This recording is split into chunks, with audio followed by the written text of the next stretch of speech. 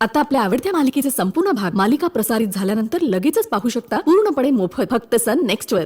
ठेवलेला विश्वास खोटा नाही होणार हे दाखवून देईन.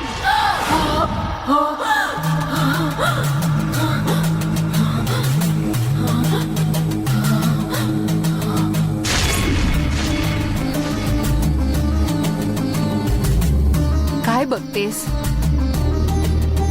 हे तुला देवा समान पुजलेल्या गंगाचं रक्त आहे. तुझी वारुळातून सुटका होण्याचं कारण हे रक्तच आहे. तुझ्या कुटुंबाला संपवण्याचा विचार करतेय त्याच घराच्या खाल्ल्या मिठाचं रक्त आहे. तू बाहेर येण्यासाठी नकळत मी दिलेलं हेच ते रक्त आहे. कळतंय का तुला?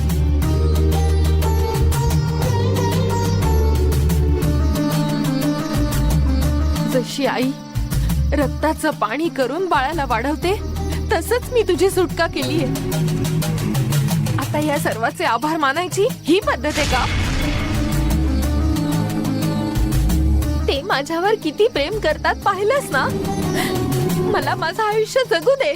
आम्ही पण अशीच भीक मागितली पण त्यांनी आम्हाला जगू दिलं नाही. तुझ्या शरीरातलं हे रक्त तुझं नाहीये, माझं रक्त आहे. तुझा जीव तुझा उरला नाहीये, आता तो माझा आहे. तुझी माझ्यापासून आता लवकर सुटका होऊच शकणार नाही.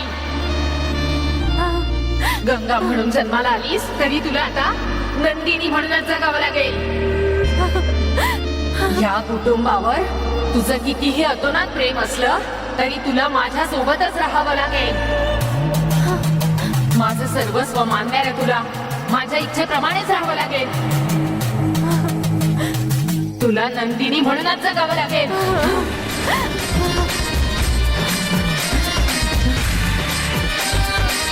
गंगा माझं अस्त्र आहे. तिला कोणाचंही प्रेम माझ्यापासून वेगळं करू शकत नाही.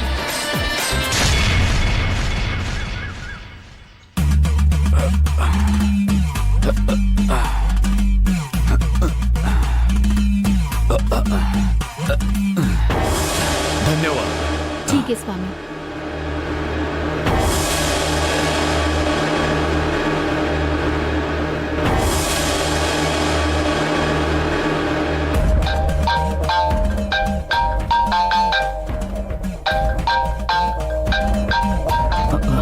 हा स्वामी बोला.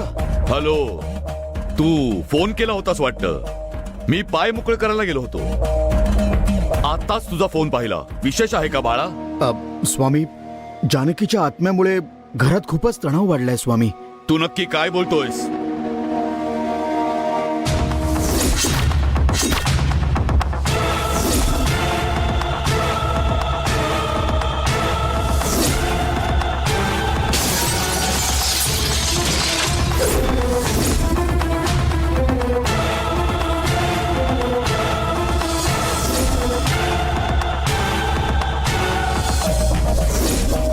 काय एवढं सगळं घडलं? हो ना स्वामी, आत्म्यामुळे एवढं काही होईल असं वाटलंच नव्हतं.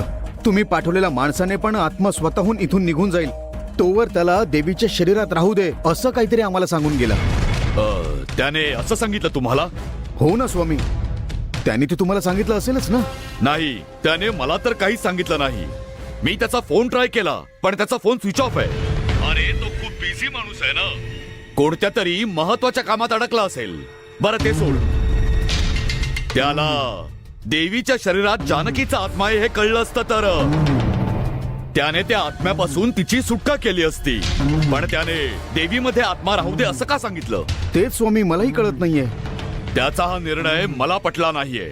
आधी आपल्या घरात आत्मा आहे की नाही हे शोधून काढलं पाहिजे. मी जसं सांगतोय तसंच कर. हा बोला ना स्वामी. मुले ही देवाप्रमाणे असतात. ते दुष्ट शक्तीला लगेच ओळखू शकतात. देवसेनाला अंघोळ करून देवाचं दर्शन घेतल्यानंतर हॉलमध्ये पंचारती समोर फुलांनी बनवलेल्या स्वस्तिक मध्ये तिला बसवा. कानात कापूस टाकून डोळे कपड्याने बांधून ठेवा. घाबरू नकोस हा, बाबा इथेच आहे.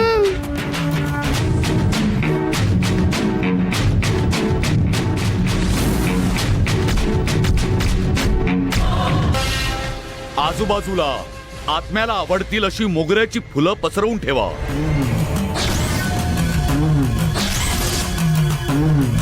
बाळाच्या एका हातात घंटी आणि दुसऱ्या हातात महालाच्या दारातली माती द्या. देवाचं नामस्मरण करत राहा.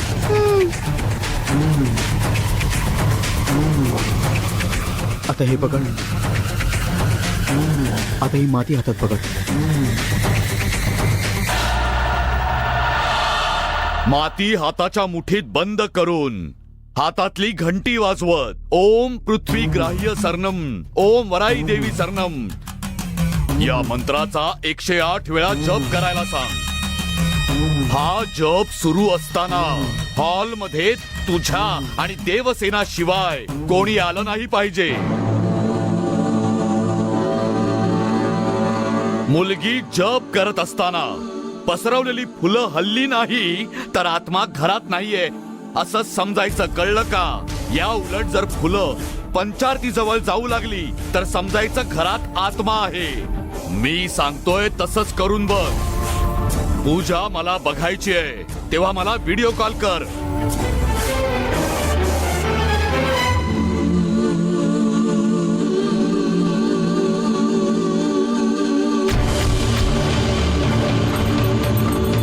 ओम पृथ्वींग्राह्यं शरणं, ओम वराही देवी शरणं, ओम पृथ्वींग्राह्य शरणं, ओम वराही देवी शरणं, ओम पृथ्वींग्राह्य देवी शरणं, ओम वराही देवी शरणं, ओम पृथ्वींग्राह्य शरणं, ओम वराही देवी शरणं, ओम पृथ्वींग्राह्य शरणं, ओम वराही देवी शरणं, ओम पृथ्वींग्राह्य शरणं, ओम वराही देवी शरणं, ओम पृथ्वींग्राह्य शरणं, ओम वराही देवी शरणं, ओम पृथ्वींग्राह्य शरणं, ओम वराही देवी शरणं, ओम पृथ्वींग्राह्य शरणं, ओम वराही देवी शरणं, ओम पृथ्वींग्राह्य शरणं, ओम वराही देवी शरणं, ओम पृथ्वींग्राह्य शरणं, ओम वराही देवी शरणं, ओम पृथ्वींग्राह्य शरणं, ओम वराही देवी शरणं, ओम पृथ्वींग्राह्य शरणं, ओम वराही देवी शरणं, ओम पृथ्वींग्राह्य शरणं, ओम पृथ्वींग्राह्य शरणं, ओम वराही देवी शरणं, ओम पृथ्वींग्राह्य शरणं, ओम वराही देवी शरणं, ओम वराही देवी शरणं, ओम पृथ्वींग्राह्य शरणं, ओम वराही देवी शरणं, ओम पृथ्वींग्राह्य शरणं, ओम वराही देवी शरणं, ओम पृथ्वींग्राह्य शरणं, ओम वराही देवी शरणं, ओम पृथ्वींग्राह्य शरणं, या मंत्राचा जप करू ओम नकोस. वराही देवी शरणं, तुझ्या आईला सहन होत ओम नाहीये. पृथ्वींग्राह्य शरणं, ओम वराही देवी मंत्राचा शरणं, जप थांबव. ओम पृथ्वींग्राह्य शरणं, ओम वराही देवी शरणं, ओम पृथ्वींग्राह्य शरणं, अरे बापरे. ओम वराही देवी शरणं, ओम पृथ्वींग्राह्य शरणं, ओम वराही देवी शरणं, स्वामी, ओम पृथ्वी आत्मा घरातच आहे हे आता कन्फर्म झालंय स्वामी. अरे या जगामध्ये करोडो आत्मे फिरत असतात. आपल्याला जिथे वाटत नाही तिथे सुद्धा खूप आत्मे असतात. मंदिरात जाऊन देवाची पूजा करताना जर का देवावर ठेवलेलं फूल खाली पडलं तर तेही आत्म्याचंच काम असतं. घरात आपण एखादी चांगली गोष्ट करत असताना दिवा विझतो तेव्हा आपल्याला अपशकुन वाटतो ना, ते सुद्धा आत्म्याचंच काम असतं. म्हणून या जगात अधिकतर जागेमध्ये आत्म्याचा सहवास असतोच. आता तो आत्मा चांगला आहे की वाईट आहे हे कळणं महत्वाचं आहे. मुलीने 108 वेळा मंत्र जप केल्यानंतर तिच्या हातातली माती बघ. माती लाल होऊन मुलीचा हात पिवळा झाला तर आत्म्यामुळे काहीतरी वाईट घडणार असा अर्थ होतो. असं असतं का स्वामी? असं काही झालं नाही तर त्या आत्म्यामुळे काही धोका नाही असं समजायचं. तिचा 108 वेळा जप झालाय. तिचे डोळे उघड आधी, कानातला कापूस काढ आणि मुलीच्या हातातली माती बघ. ठीक आहे स्वामी. जा, लवकर जा, जा.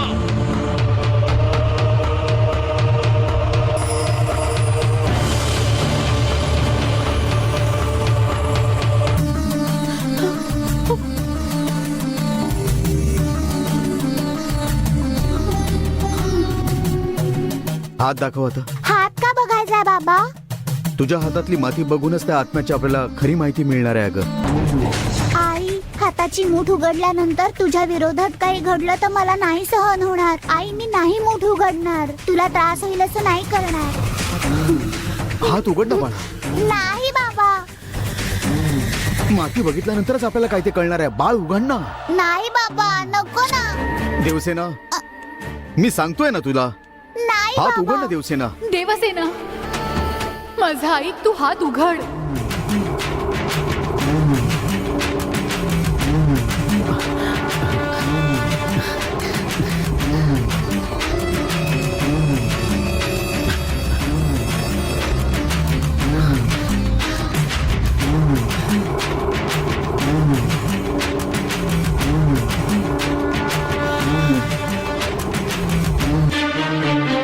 स्वामी, तुम्ही बोलल्याप्रमाणे मातीचा रंग नाही बदललाय. म्हणजे तिथे असलेल्या आत्म्यामुळे चांगलंच घडणार आहे. त्यामुळे त्याच्याबद्दल घाबरण्याचं कारण नाहीये. हो, आता जरा बरं वाटतंय स्वामी.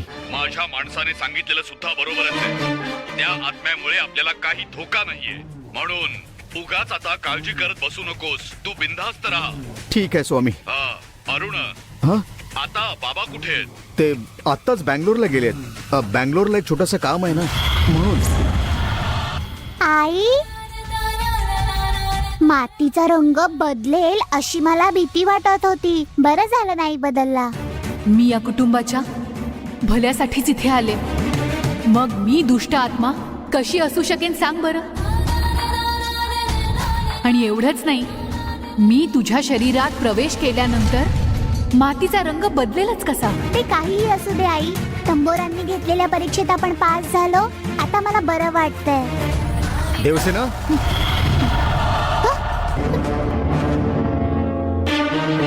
देवसेना, माती बाहेर जाऊन कुंडीत टाकून ये आणि ठीक हात आहे धुवून घे. बाबा.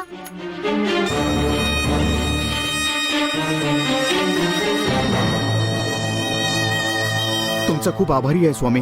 मोठ्या गोंधळातून तुम्ही आम्हाला बाहेर काढलायत. ठीक आहे. तुला अजून काही वाटलं तर मला बिनधास्त कॉल कर. हो, ठीक आहे स्वामी. ठेवतो.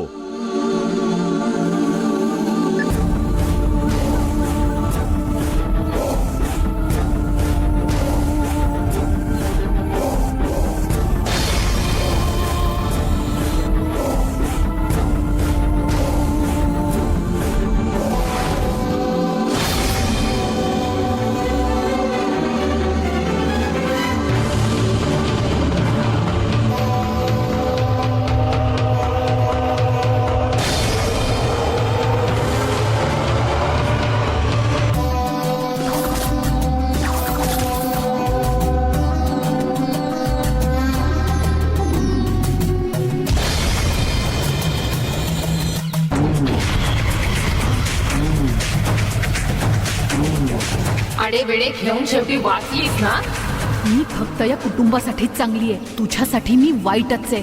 जोपर्यंत माझ्या कुटुंबियांना संपवण्याचा विचार तुझ्या डोक्यातनं जात नाही तोपर्यंत मी तुला संपवण्याचा प्रयत्न करत राहीन. तुझा खेळ आता मी संपवणार.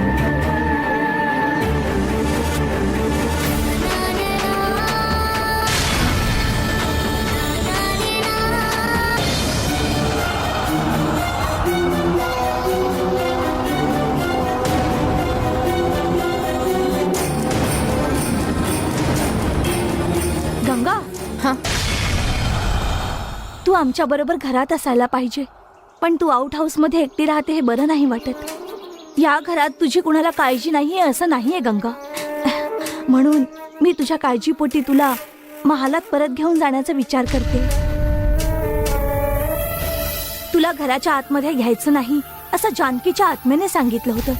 मग मी कसं तुला आतमध्ये घेऊन चालले हाच विचार करतेस ना तू. परंतु आत्म्याची काळजी तू अजिबात करू नकोस. हा, मी एका माणसाला शोधून काढले त्यासाठी.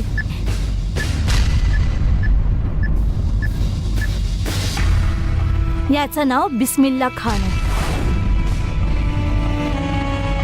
आत्म्यांना वश करणं ही याची स्पेशालिटी आहे. तुझ्यासाठी मी नेटवरून शोधून काढले. यांना भेटून त्यांना जानकीच्या आत्म्याबद्दल सांगितलं तर आत्मा घरात दिसणार नाही.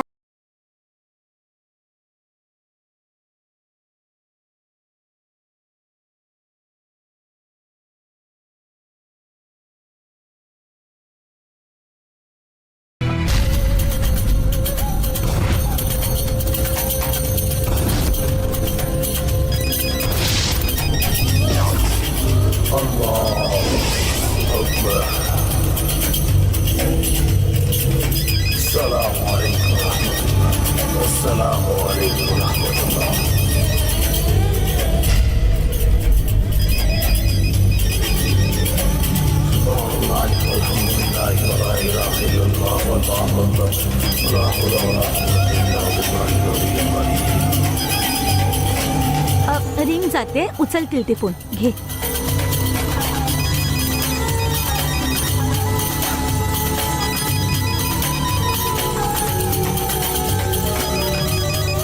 या अल्लाह. अस्सलाम वालेकुम. हॅलो, बिस्मिल्ला खान बोलताय का? हेलो. हेलो. हॅलो हॅलो, ऐकायला येत आहे का? हॅलो. तुम्ही काय बोलताय मला कळत नाहीये. सापाच्या फुटकारण्यासारखा फुसफुस आवाज येतोय. तोंड उघडून बोला.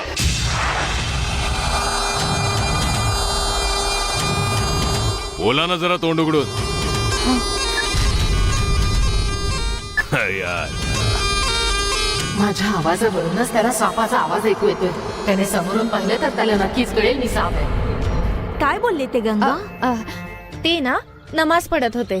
त्यांनी येऊन भेटायला सांगितले. लगेच जाऊन भेटून ये ना मग. मी गेले तर जानकीच्या आत्म्याला कळेल. एवढंच नाही तर तिला इथून बाहेर काढण्याचा प्रयत्न करते म्हणून ती अजून रागवेल. ते पण बरोबरच आहे म्हणा. पण आत्म्याला बाहेर काढायचं असेल तर त्या खानला जाऊन भेटावंच लागेल ना. हा, कुठेतरी मंदिरात जाते असं सांग आणि भेटून ये. बापरे, नाही नको. बाहेर गेली तरी आत्मा माझ्या मागे येईल. अरे बापरे. म्हणूनच मी बाहेर कुठेच जाऊ शकत नाही. तुझ्या भल्यासाठी मी हे सगळं करते तरी सुद्धा तू असं का करतेस? जाऊन एकदा भेटून ये ना. माझी एक मदत कराल का? हा बोल. माझ्याऐवजी तुम्ही जाऊन बिस्मिल्ला खानला भेटून याल का? मला अशा ठिकाणी जायची सवयच नाहीये ग. माझी काळजी करणाऱ्या तुम्ही एकट्याच आहात. प्लीज माझ्यासाठी जाऊन या ना. ठीक आहे, मी जाऊन भेटून येते. ही मदत मी कधीच विसरू शकणार नाही. तू मला माझ्या रम्यासारखी आहेस. तुझं चांगलं व्हावं इतकंच मला वाटतं. येते. ठीक आहे.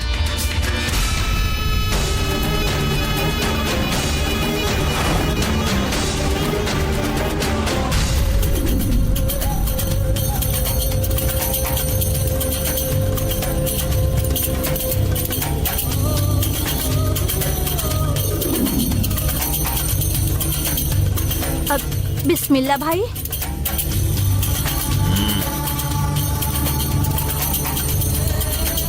कौन है? माझं नाव मंजू आहे. तुमच्याबद्दल मी इंटरनेटवर वाचलं होतं. ऐसा क्या? हा. भेटू. कशासाठी तुम्ही मला भेटायला आलाय? एका आत्म्यामुळे आमच्या घरात खूप सारे प्रॉब्लेम्स क्रिएट होत आहेत. आधी केरळमधून एका तंबोरांना बोलवून आत्म्याला बांधून ठेवलं होतं. पण तो आत्मा तिथून सुटला आणि पुन्हा प्रॉब्लेम सुरू झाले. याबद्दलच मला तुमच्याशी जरा बोलायचं होतं. तो आत्मा कोणाचा आहे, कशासाठी आहे आणि तुम्ही त्याच्यासोबत काय केलं हे सांगू शकता का मला? आमच्या घरची जी सून होती जानकी, तिचा मृत्यू होऊन 7 वर्ष झाली.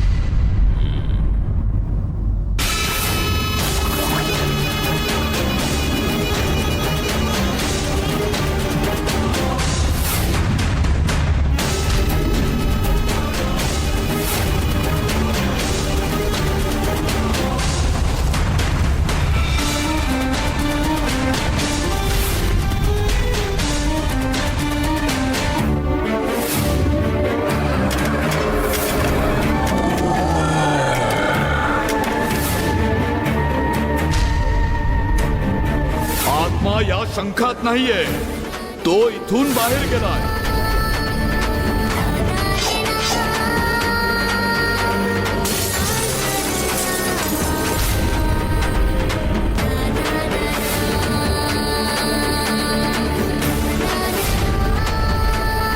त्या भयंकर आत्म्याला तुम्ही वशमध्ये कराल हीच अपेक्षा घेऊन मी इथपर्यंत आले बाबा. अल्लाह के दर पे विश्वास ठेवून आलात तर तुमचा विश्वास वाया नाही जाणार. थोडं थांबा, मी आलोच.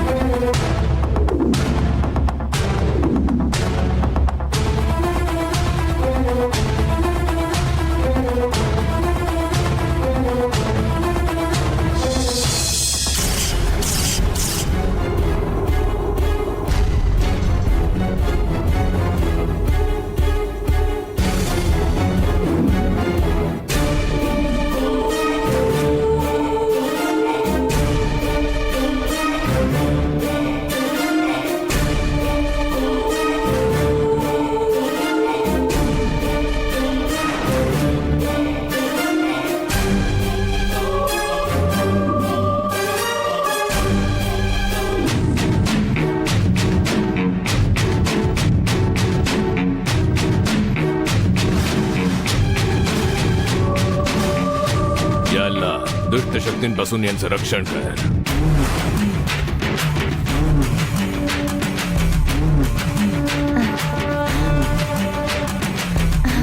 याच काय करायचं? तावीज आहे ना, तावीज घेऊन जा आणि दरवाजाच्या समोर खड्डा करून त्यात ठेवा. असं केल्याने या घरातल्या आत्म्याला तावीज मधली शक्ती घराच्या बाहेर घेऊन जाईल. त्यावेळी हे पाणी दरवाजा बाहेर शिंपडल्यावर एक अदृश्य जाळ तयार होईल आणि मग हे अदृश्य जाळ त्या आत्म्याला घरात कधीच शिरू देणार नाही. त्यानंतर तो आत्मा घराच्या आजूबाजूला कुठेच दिसणार नाही. त्या आत्म्याला घरातून बाहेर काढण्याचं अस्त्र आपल्या हातात आलंय. आज रात्रीच या अस्त्राचा वापर करून आत्म्याला बाहेर काढू.